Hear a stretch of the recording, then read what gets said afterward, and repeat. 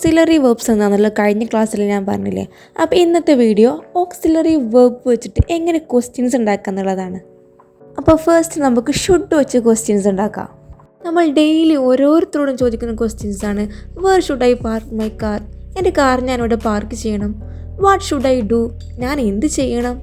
Where should we go to eat? നമ്മൾ ഭക്ഷണം കഴിക്കാൻ എവിടെ പോവണം? ഇതൊക്കെ നമ്മൾ ഡെയിലി യൂസ് ചെയ്യുന്ന ചോദ്യങ്ങളല്ലേ. നെക്സ്റ്റ് ക്യാൻ്റെ മീനിങ് കഴിയും അല്ലെങ്കിൽ പറ്റും എന്നൊക്കെ വരിക. അപ്പോൾ ക്യാൻ വെച്ച് ക്വസ്റ്റ്യൻസ് നോക്കാം. Can I speak?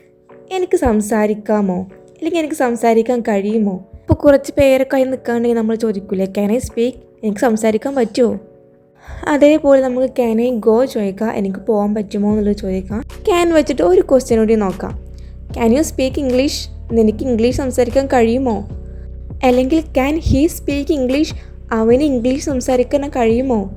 അതല്ലെങ്കിൽ ക്യാൻ ഷീ സ്പീക്ക് ഇംഗ്ലീഷ്? അവൾക്ക് ഇംഗ്ലീഷ് സംസാരിക്കാൻ കഴിയുമോ? ഇങ്ങനെ നമുക്ക് ക്യാൻ വെച്ച് ക്വസ്റ്റ്യൻസ് ഉണ്ടാക്കാം കേട്ടോ.